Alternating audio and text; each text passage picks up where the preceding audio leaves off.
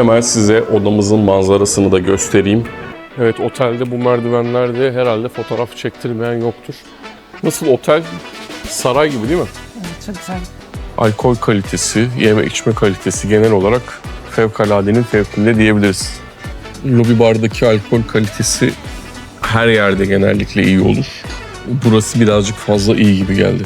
Burası İstanbul'daki tarihi eski köklü pastanelere benziyor. Stella çok güzeldi gerçekten. Evet. Yediğim lahmacun bayağı bildiğin Yardımları da güzel. böyle meşhur kebap salonunda yapılmış gibi. Döner güzeldi. İnegöl köfte nasıl? Müthişti.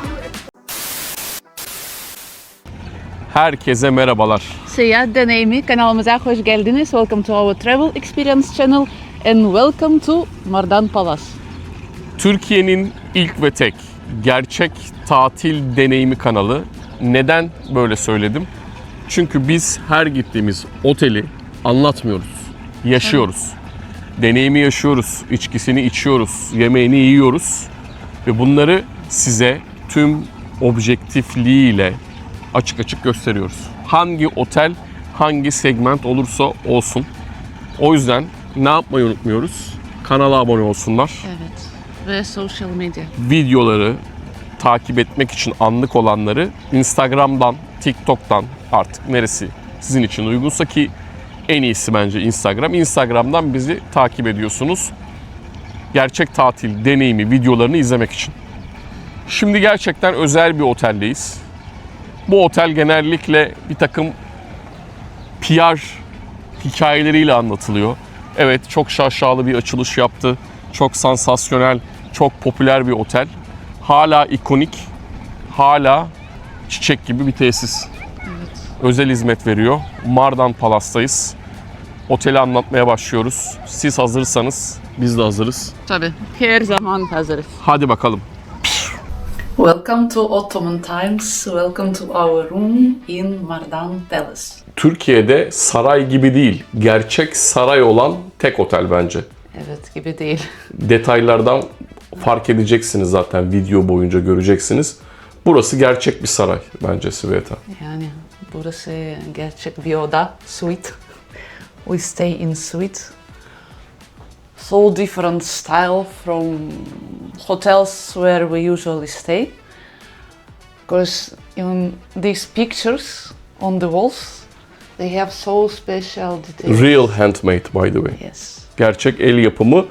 Bu blokta Osmanlı mimarisi, diğer blokta modern mimari ile oluşturulmuş. We like odalar var. Hürrem Sultan, Sultan Süleyman style. Aynen. Oldukça saray stili bir oda zaten. Generally, it's not so big, so huge, but of course, bathroom is not small, but because also a lot of golden details. Also, again, these pictures. Seversin. Golden details'ı seversin. Altın seviyorum çok. Evet. Also, we have big balcony as terrace. Just now a bit windy. That's why we cannot speak outside. But really comfortable to sit there. At the same time, you can sit here. Also, thanks so much for management for a welcome set and welcome drinks. By the way, in minibar, Bu bizim. this is Onu alayım. special. This Onu, is onu alayım. special for Bahadır. Bunun yeri burası. Just people know what Bahadır likes and what to give as a present to Bahadır. But generally here is water and soda, beer and soft drinks. And also my favorite, capsule coffee machine. Güzel detaylar var. Anlatılmaz yaşanır bir otel. Şimdi biz de yaşamaya başlıyoruz. Hazır mısın? Tabii tabii. Haydi bakalım.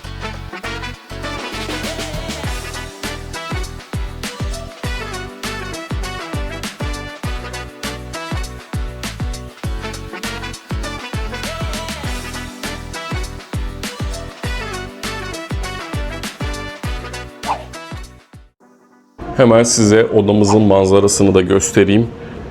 Şu an bu gördüğünüz ana havuz, merkez havuz. Kız Kulesi detayı çok enteresan. Birebir aynı boyutta inşa edilmiş. Karşı tarafta modern mimari odalar, bu tarafta saray mimarisi olduğu söyleniyor. Karşı tarafta bir ana restoran var.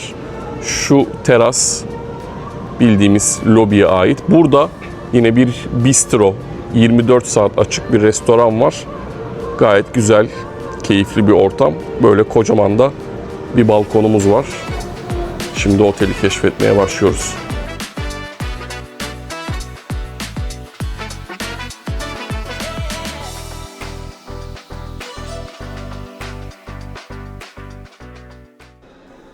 Evet, otelde bu merdivenlerde herhalde fotoğraf çektirmeyen yoktur. Çok görkemli. Evet, burası otelin lobisi. Daha doğrusu sarayın girişi diyelim. Çünkü gerçekten otel bir saray mimarisi demeyeceğim. Saray mantığında yapılmış. İşlemeler, detaylar, tavanlar, avizeler gerçekten bir saray diyebiliriz buraya. En çok ilgi gören alan şu merdivenler diyebilirim çünkü burada fotoğraf çektirmeyen yok. Hürrem isimli bir lobi barı var.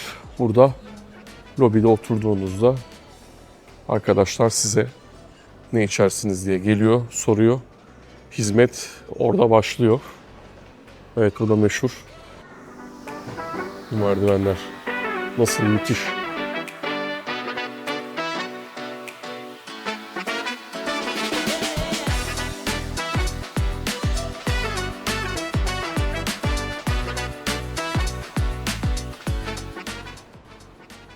Nasıl, otel saray gibi değil mi? Evet, çok güzel. Saraya benziyor.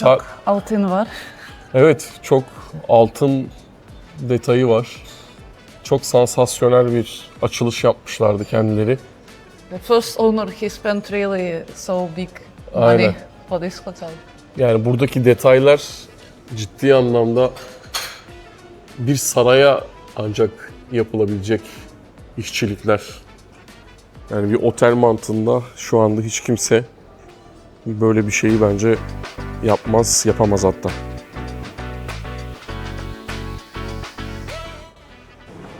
Tabii detay her yerde çok özel olduğu için işçilik anlamında barda bile o ihtişamı görüyorsunuz. Bu arada bu otel premium üst segment bir otel olduğu için alkol kalitesi, yeme içme kalitesi genel olarak fevkaladenin fevkinde diyebiliriz. Şu anda karşıdaki gördüğünüz bütün şişedeki alkoller bu konseptin içinde.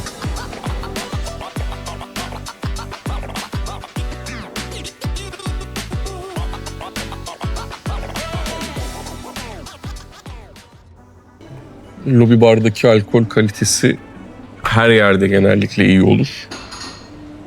Burası birazcık fazla iyi gibi geldi. Her şey var. Baktım. Nerede?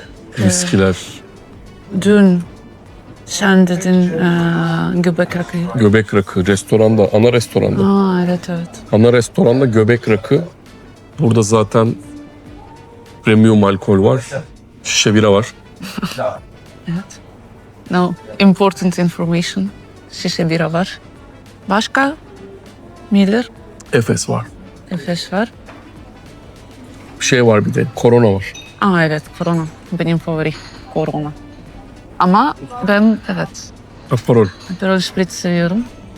Orijinal. Orijinalna. Afiyet olsun. Afiyet olsun. Buraya geldiğinizde mutlaka uğramanız gereken bir yerde patisserie, Dolmabahçe pastanesi.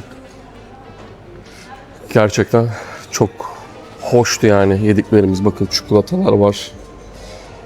Ondan sonra donatlar var, makaronlar var. Acayip. Yani öylesine oluşturulmuş bir alan değil. Merhaba. Merhaba. Paskalya konsepti var. Yarın Paskalya. Evet. Yarın. Şimdi diğer tarafı da gösterelim. Bu arada böyle bir alan.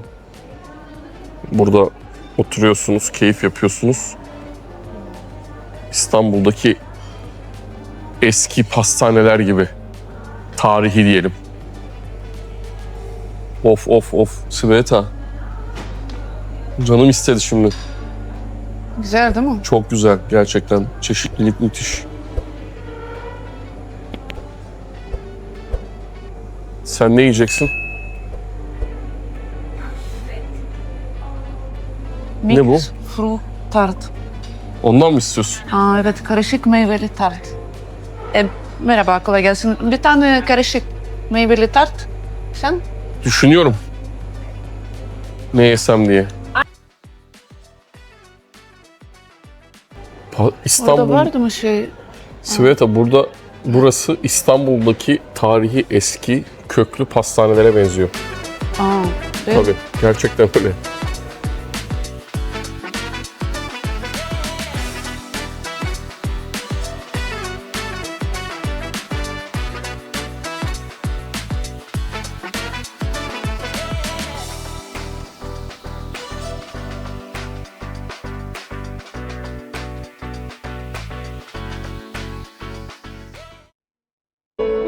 Evet, akşam yemeğine gidiyoruz açık büfede.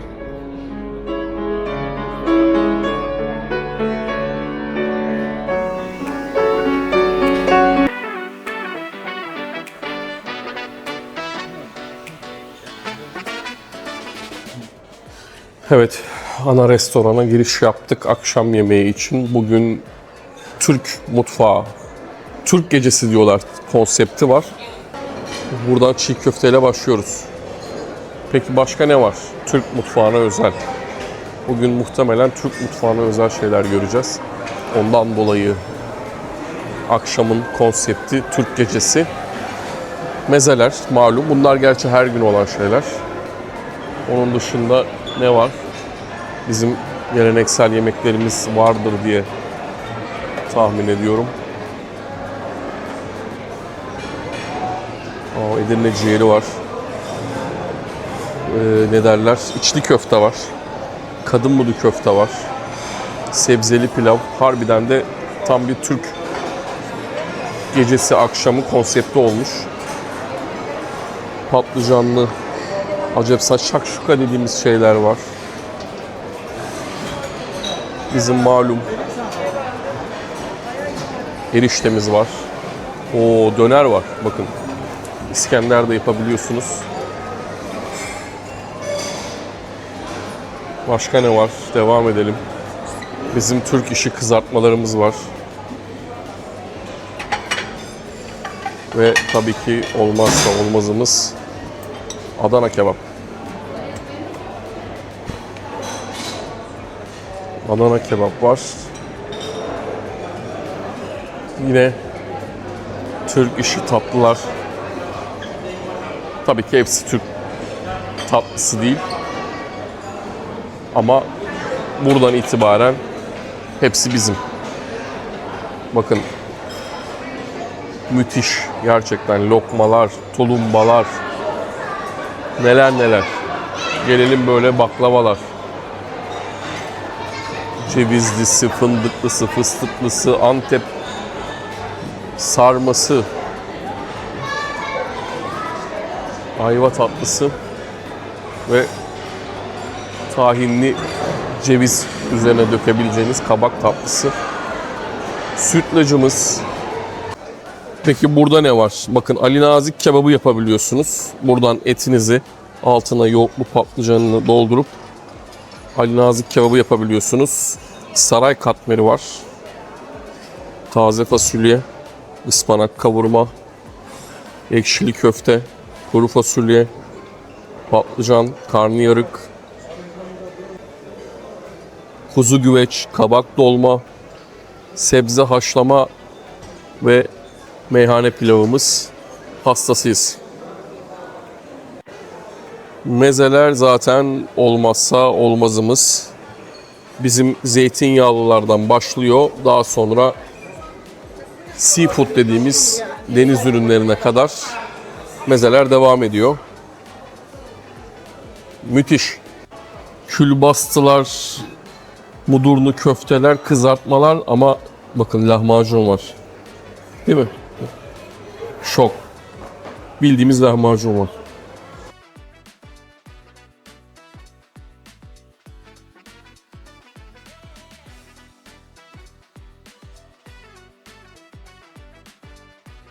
Valla ana restoranda şansımıza, yani benim şansıma, Sveta yine international yaptım tabağını ama benim şansıma Türk konsepti, Türk gecesi, Türk akşamı öyle düşünelim. Ana restoranda konsept bu. Adana kebaplar, Ali Nazikler, içli köfteler, çiğ köfteler, kuru fasulyeler, neler neler. Tabii ben hastasıyım. Sveta tabii deniz ürünleri her zamanki gibi. Bir onun tabağına bak, bir benim tabağıma bak. Kimin Türk olduğunu çok net anlarsın. Önden bir lahmacun götürdüm. Antep. Usul çok iyiydi. Şimdi Adana kebapla devam ediyorum. Ali Nazik, bir de İskender kebap yapabilirim. Gördün mü döneri? Evet. Hastasıyım. Süper. Afiyet olsun. Deniz ürünleri seviyorum, ne yapacağım? O yüzden ama çok güzel. Bugün çupra var, kalamari var, tuna var.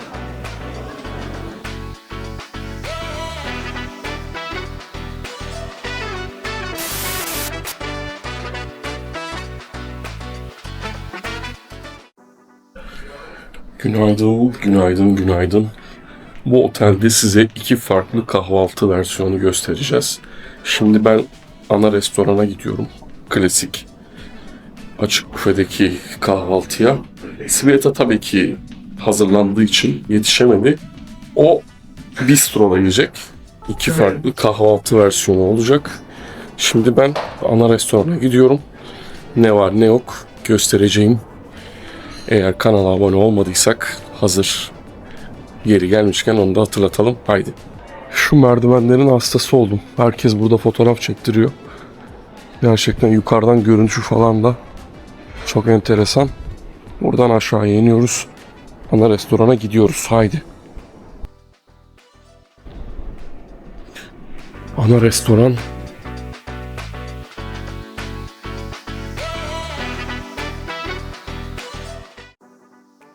Merhabalar, günaydın. Detoks suyu, meyve suyu var. Yine buradan daha sağlıklı başlayabiliyorsunuz. Bakalım bunlar da sağlıksız lezzetli şeyler. Nutella. Hastasıyız. O gözleme. Pişi var. Bayılıyorum. Devam edelim. Burası sağlıklı beslenmek için orijinal bir büfe olmuş. Hiç bizlik değil. Haşlamalar. Yine sosisler, sucuklar. Eyvah eyvah.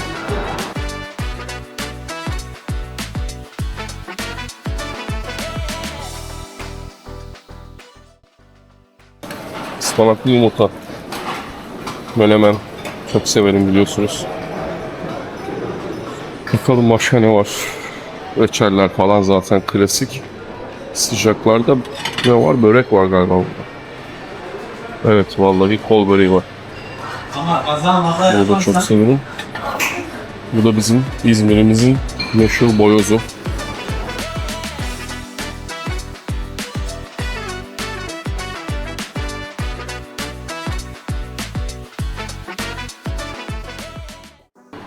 Yani genel olarak bana okey.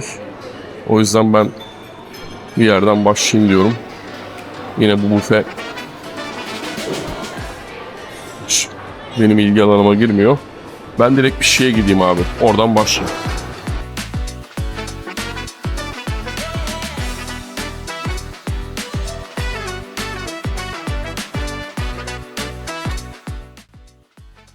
Bu arada çocuklu ailelerin önemseyeceği ve dikkat edeceği bir konu olduğunu düşünüyorum.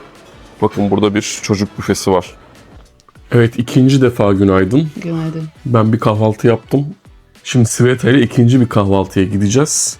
Ben Ana restorana, açık büfeye gittim. Şimdi bistroya gidiyoruz. 24 saat çalışan bistroda kahvaltı keyfi. Hazır mıyız? Tabii. Hadi gidelim.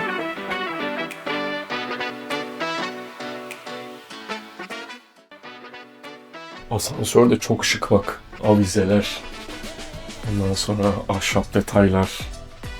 Tam bir saray. Yes.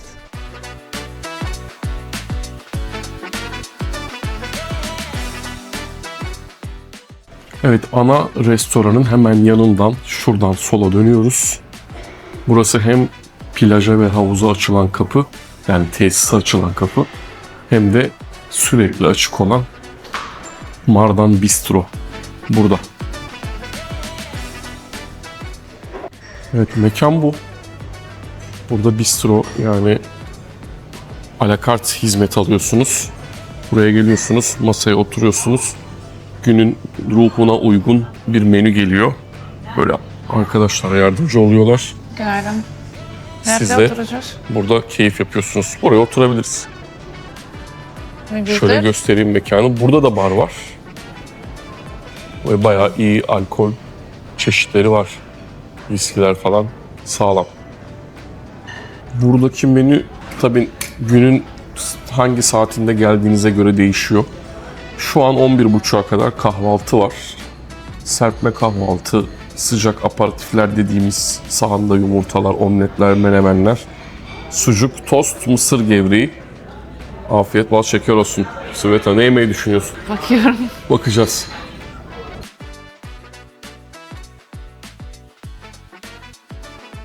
Tabii biz buraya gece de geldik. Çorba içtik. Gece ne vardı? Makarna çeşitleri, salata, hamburger.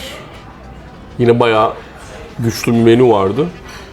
Güzel bir mercimek çorbası içtik. Bu gece muhtemelen tekrar geliriz. 7-24 restoranlar hakikaten bu tür konseptlerde çok kurtarıcı oluyor. İnsanın gece karnı acıkabiliyor. Odasına gitmeden önce bir şeyler atıştırmak için hem geliyorsunuz, açık büfede değil, servis ediliyor masaya. Müthiş, hastasıyız.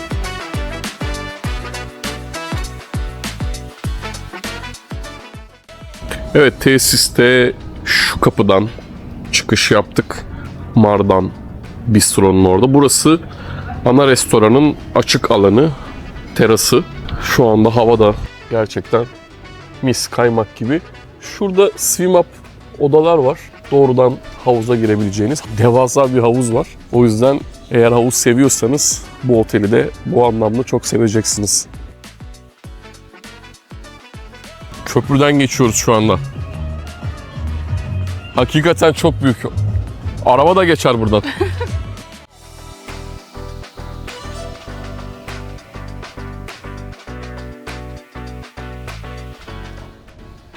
Havuz alanları o kadar büyük ki. Evet. Hala devam ediyor farkındaysan. Şimdi nereye geldik? Kız Kulesi. Kız Kulesi. Kız Kulesi'nin üstünde bir rooftop bar var. Buranın özelliği Kız Kulesi'nin orijinal boyutuyla yapılmış. Evet. Birebir aynı. Have you been in Istanbul? Yes, of course. Why I have not been? Hadi bakalım şimdi.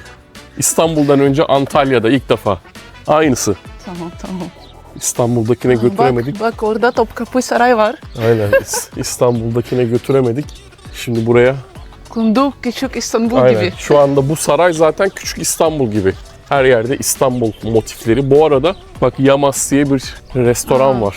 Bak burada alakart restoran var. Aynen. Hani ne var bu Kız Kulesi'nde diyecek olursanız farklı restoranlar var.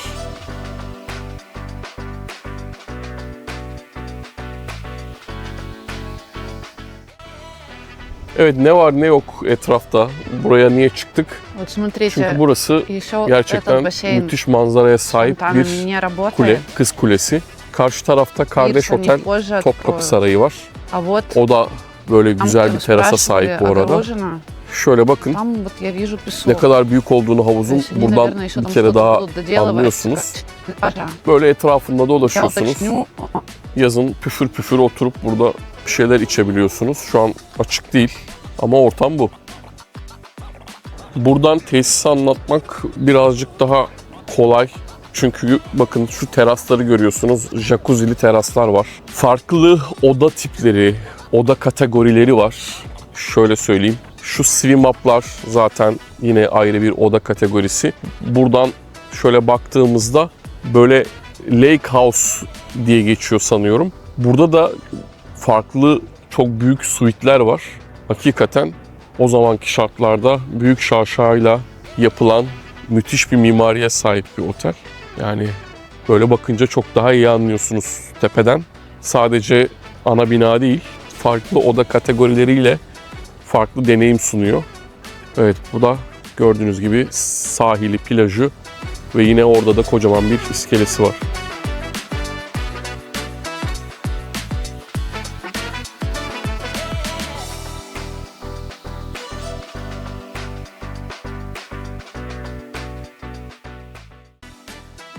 Evet, şimdi biz plaja doğru iniyoruz. Kız Kulesi'ni arkamızda bıraktık. Biraz önce yukarıdaydık malum. Şimdi plaj alanına doğru gidiyoruz. Tesis oldukça büyük bir tesis. Bakın hala bize swim up dediğimiz taraftan geçen diyelim, akan diyelim havuz, nehir gibi takip ediyor hala. Aşağıya kadar, şuraya kadar geliyor. Otelin gerçekten muazzam havuz alanları var ki şu özel konaklama deneyimi sunan alanların kendi içlerindeki havuzları da bambaşka. Şimdi neredeyiz? Bir meydana çıktık. Kız Kulesi arkamızda. Önümüzde burada Schiller kafe var. Burada da eğer günün belli saatlerinde geçerken bir kahve içeyim derseniz şuraya oturuyorsunuz, keyfinizi yapıyorsunuz, kahvenizi içiyorsunuz. Peki tesisin bundan sonraki kademesinde neler var? Vallahi çok şey var. Orada büyük bir sahne var, dev bir sahne var. Şu an yapım aşamasında. Böyle bir fıskiye alanı var. Sanıyorum burada bir takım ışık ve su şovları oluyor. Ve aşağıda çok keyifli bir beach alanı var. Şimdi oraya doğru gidiyoruz. Hazır aşağıya doğru yürüyorken şöyle bir sorunuz varsa aklınızda. Peki bu otele ağırlıklı olarak kim geliyor? Hangi misafir? Hangi millet? Hangi milletten misafir topluluğu ağırlıklı olarak var? Bu otele BDT pazarı, Rus asıllı, yani Rusça konuşan ülkeler ve Rusya vatandaşları çok fazla geliyor. Avrupalı geliyor. Şu anda da çok fazla İngiliz var mesela içeride. Saray, görkem falan onlar için de ilgi çekici olduğundan dolayıdır diye tahmin ediyorum. İngiliz var. Türkler de geliyor. Türkler de seviyor bu oteli. Güzel bir misafir kitlesi, portföyü var. Genel olarak siz de bu otelde bu anlamda mutlu, mesut olursunuz diye düşünüyorum. Evet, aşağıya indiğimizde sağ tarafımızda böyle bir food court alanı gördük. Food court alanı gibi duruyor. İşte neler var neler yok. Yine bir pastane var burada. Biz Dolmabahçe'yi çok sevdik. Ama burada da bir pastane var.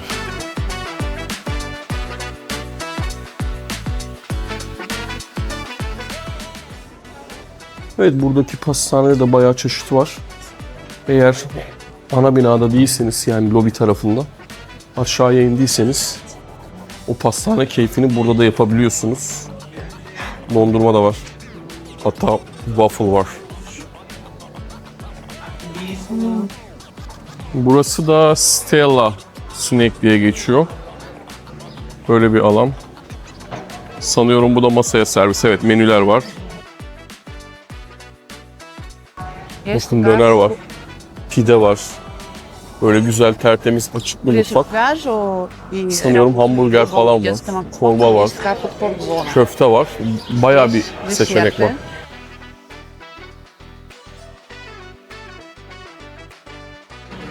Yine snack à la carte diye tabir ettiğimiz sistemle çalışıyor.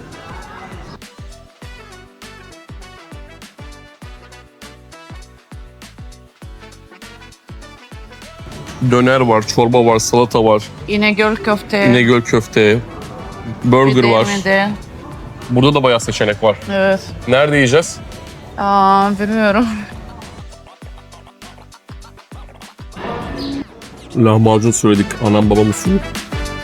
Çok büyük ya.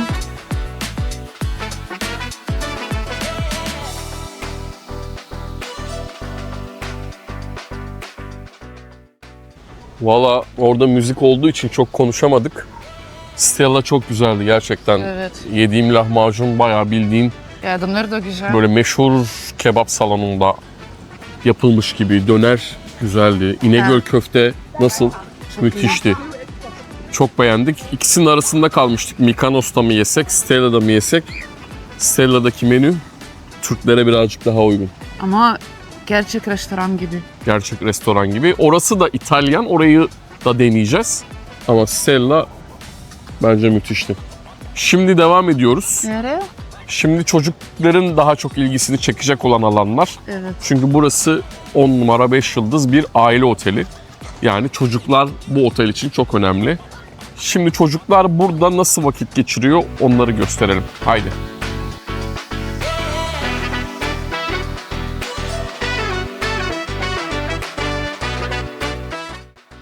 Evet, şimdi Aqua Park'a giriyoruz. Bayağı heybetli, büyük. Şu an hatta insanlar da ısıtma yok gibi duruyor.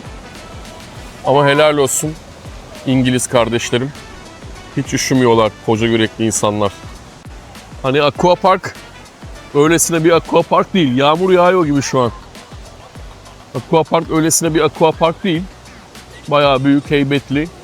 Çocukların keyifli bir şekilde vakit geçirebileceği türden. Çok yetişkinlere yönelik bir Aqua Park değil, onu söyleyeyim. Çocuklar daha çok düşünülmüş. Ama çocuklar için de öyle çok küçük bir Aqua Park değil.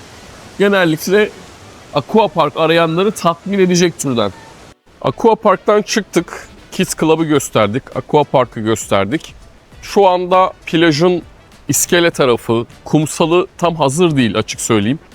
Daha hava da böyle birazcık gelli gitli. Çünkü Nisan'ın daha ortasındayız. Ama buna rağmen Aqua Park fena değil. İlgi insanların, misafirlerin katılımı falan gayet iyi. Havuz alanları öyle. Bakmayın burada da insanlar güneşleniyor. Ama tabii bize göre birazcık erken bir sezon. Ama İngilizler biliyorsun hemen güneşi bulmuşlar. Onlar için şu an ortam müthiş. Aynen, yüzenler var ya. Çok enteresan. Plajın böyle keyifli bir tarafı var. İşte sağlı sollu şezlongları dizmişler. Çok büyük bir iskele var, şu an hazır değil. Aynı zamanda burada böyle çim alanlar var. Burada da insanlar şezlonglarda güneşleniyor. Bu açıdan gayet yeterli. Zaten deniz alanı gibi koskocaman havuzları da olduğu için bu konuyla alakalı bir sıkıntı yok. Şimdi ilerliyoruz. Yine bölgenin, daha doğrusu tesisin en keyifli alanlarından biri Mykonos. Burası Beach Club gibi çalışıyor. Aynı zamanda akşamüstü Sunset'te partileme falan yapıyorlar. Bir de burada bir İtalyan snack à la carte restoran var. Ortam bu.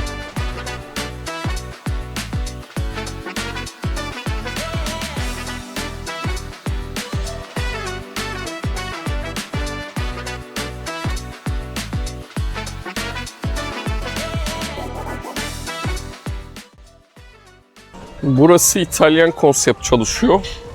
Buraya oturuyorsunuz, servis ayağınıza yapılıyor. Pizza, makarna gibi çeşitler var. Gayet şık, bildiğimiz bir restoranı bize anımsatacak kadar büyük. Bakınız burada pasta, pizza, İtalyan lunch diye geçiyor zaten. Sveta. Yarın we can try. Yarın deneyeceğiz. Şimdi devam edelim, bakın orada güneş var. Oraya doğru gidelim.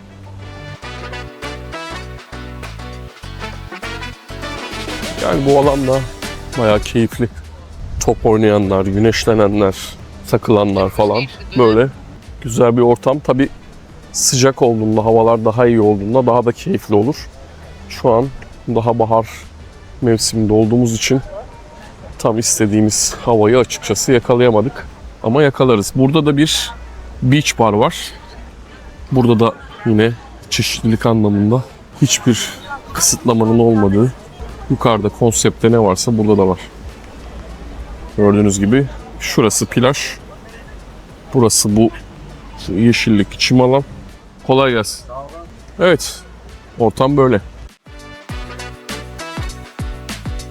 Kıvete dart deneteceğiz. Bakalım 78 attı. benim gibi atabilecek mi? 78. One time I didn't do this. Let's do it. Bilmiyorum.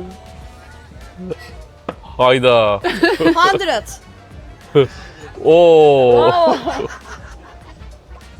17. Fena değil diyorsun. Fena değil ilk denemeye göre.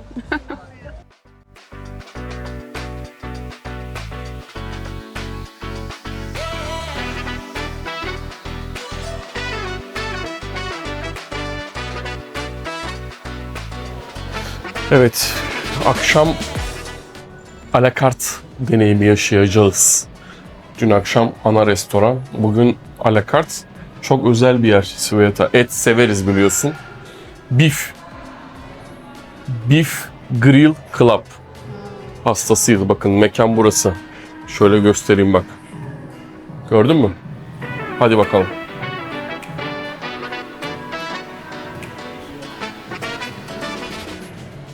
Merhaba. Merhaba, hoş geldin. Hoş bulduk. Merhabalar. Bahadır Çakar. Hoş geldin. Modunu boyumuz kaçta ben? 20-28. Arzu Süper. ederseniz oraya alın. Teşekkürler. Ya mekan çok iyi. Büyük masadan aldırmak isterseniz böyle de alabilirim. Burası full sandalye, burası koltuklu. Nasıl Sıkıntı yok. Sandalye daha konforlu bizim için.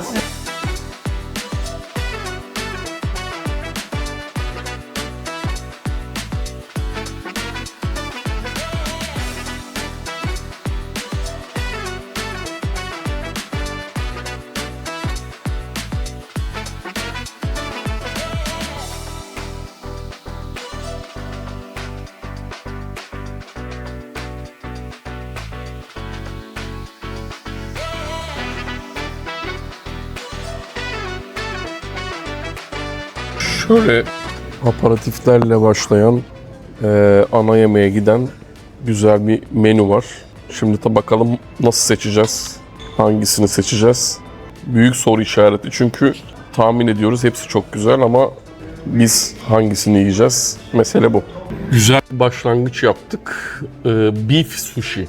Beef Evet. sushi. İçinde çok güzel gerçekten sushi gibi pirinç vardı. Baba geldi burada pişirdi ve yedik. Şimdi asıl babalar geliyor yolda. Asıl babalar yolda. Çok güzel etler seçtim. Vitrinden böyle Sveta şıkır şıkır. Görüyorsun böyle podyum gibi. Babalar geldi.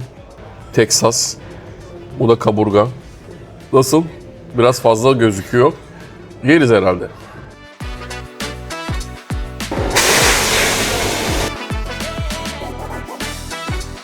Vallahi çoğumuzu yaptık. Baba nasıl? Sveta ateş topu yaptı. Müthiş. Etler çok güzel de bunların hepsini yersek gut olacağız. You're so positive. Ama baksana o kadar çok et var ki şu an. Ve hepsi çok güzel. Hiçbirinden vazgeçemiyorum. Benim favori the last. I don't know what he cooked but Çok güzel yedik içtik. Afiyet Çok. olsun. çok. I will not show bak. Kapatıyorum. Burada kapatıyorum. Bir gitsek yürüsek mi acaba denize kadar? Evet bak burada çok büyük bridge var. Aynen. Bridge nasıl? Köprü. Köprü. Up and down. Up and down. 10 times. Hadi bakalım. Vallahi öyle bir yedik içtik ki birazcık yürümeye ihtiyacımız var. Yalan yok. Çünkü gerçekten çok iyiydi. Çok iyiydi yani bak. Abartmıyorum Sveta. Ben dedim Çok iyiydi. paket servis lazım. Paket servis lazım aynen. Mardan Palas paket servis lazım. Çünkü bu yemekleri böyle yiyip bitirmek mümkün değil. Ama teşekkür ediyoruz. Ustalarımın eline sağlık.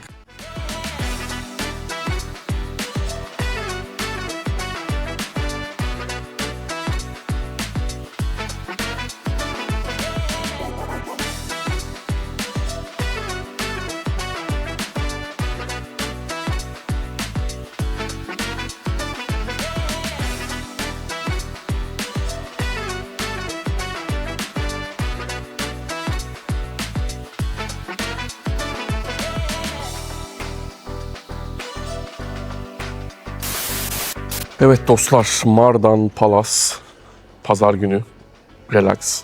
Dün oteli bayağı gezdik, keşfettik.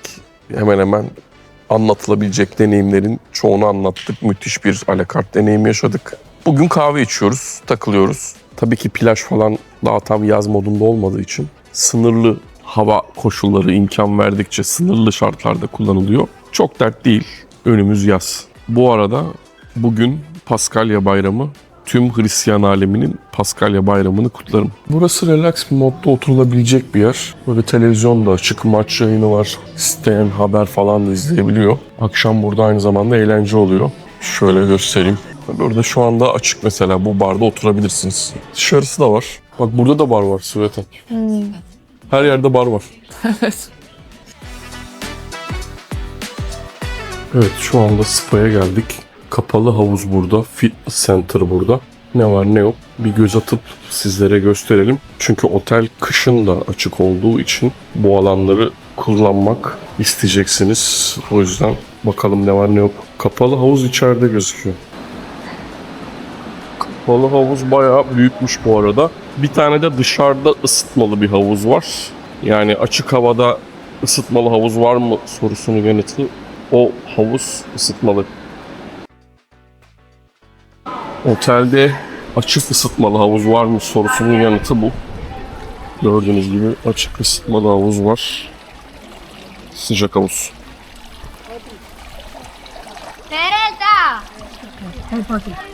Şimdi fitness bölümünü bir bulalım. Orası da bayağı büyük. Öylesine değil de bayağı profesyonel duruyor. Bu arada içerisi böyle klasik spa center'lardan farklı olarak gayet aydınlık. Havalar.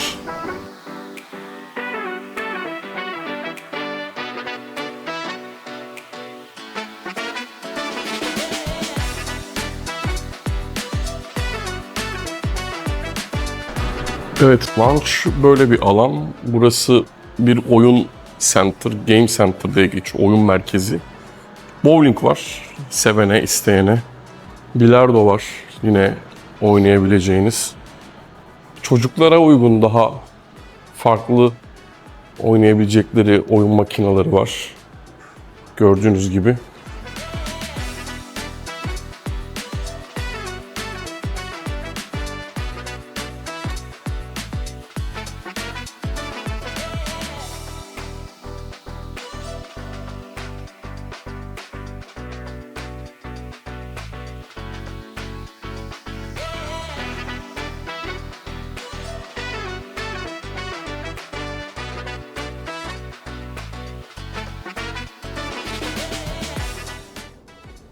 Evet, Mardan Palace deneyimi nasıldı?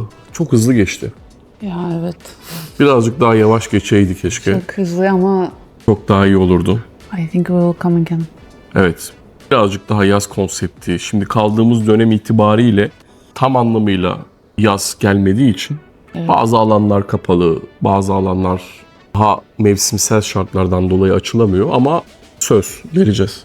Şimdi bu otelle alakalı ne anlatabiliriz? Aslında bu otel anlatılmaz, yaşanır tarzda bir otel. Nedeni de burası açıldığı andan itibaren çok konuşulan, çok bilinen, çok popüler bir marka, bir isim. Tabii. Ama şu bir gerçek, bence otel yıllandıkça daha güzelleşiyor. Neden? Çünkü Palasya. Getting older olunca Gerçek saray. evet gerçek saray oluyor. Çünkü hani evet, burası çok büyük, şaşalı bir şekilde açılışlar yaptı. Çok konuşuldu, çok söylendi, çok anlatıldı. Ama otelin konsepti bir saray konsepti olduğu için otel yaşlandıkça daha güzelleşmiş. You know, a lot of hotels, they call themselves Saray Palace. It's not real because here all details are important. Furniture, how really real quality, Bir for de example. atıyorum lobi var ya, o tavandaki işlemeler, işçilikler falan, bunların hepsi gerçek, orijinal el işçiliği. Şey They değil, have fabrikasyon değil. the Swarovski, Aynen. real Swarovski. Bundan dolayı otelin yaşı ilerledikçe gerçek tarihi bir saray moduna bürünmeye başlamış. Çünkü bu konsepte eskilik diye bir şey yok. Zaten eskidikçe güzelleşiyor. Ondan dolayı bu bizim tabii ki otelin görüntü anlamında şeklen yorumumuz. Bir diğer tarafa gelelim. Tabii ki bu otel premium, lüks, böyle şaşalı saraylara layık misafirlerin tercih ettiği bir otel olduğu için odalar geniş, gayet orijinal, gösterişli. Sanki gerçekten bir sarayın odasında kalıyormuş hissini size yaşatıyor. İçeriye girdiğiniz andan itibaren Çok güzel. çok Tabii. güzel. Çok güzel bir şey. Ama bilmiyorum, her şey güzel burada. Değil mi? Yemek güzel, içki güzel, servis güzel. Çünkü saray ya. Saray olduğu için misafirler önemli. Önemli insanlar. Bundan dolayı buraya gelenleri bunu hissettirmek için zaten otel premium konsepte hizmet veriyor. Yeme içmesi. Müthiş. Güzel demek birazcık hafif kalır. Çok iyi. Bu kadar. Burada çok yedim canım. Bu kadar. Yani Çok yedim ama yürüyüş de çok yapıyoruz. eğlence çok güzel, o yüzden ben kalori Atıştırmalık alekartlar. O döner, o lahmacun, öf. 24 saat à la carte restoran var. Bistro. Bistro, evet. Eğlence bu gruba geçtikten sonra çok çok daha iyi olacak. Çünkü bu grubun eğlence kası çok yüksek. Bu grubun otellerinde eğlence her zaman çok iyi sunuluyor, anlatılıyor ve uygulanıyor. Onun dışında otelin devasa bir havuzu var. Alanları da çok büyük. This swimming pool really is crazy. Deniz gibi. Non-stop swimming pool coming to normally yes almost to the sea. Aynen. You can swim in the swimming pool, then Oradan you can denize. pass to the sea. O açıdan anlatılmaz yaşanır. Hani böyle hepsini tek tek anlatmayacağız. Ama bu kadarını bilin. Bu otelde gerçekten çok farklı ve büyüleyici bir tatil deneyimi yaşayacaksınız. Bununla alakalı biz bunu yaşadık, gördük. Şüphe yok. Onun dışında buraya kim gelmeli? Of course, firstly, who likes luxury hotels, quality service, food and drinks.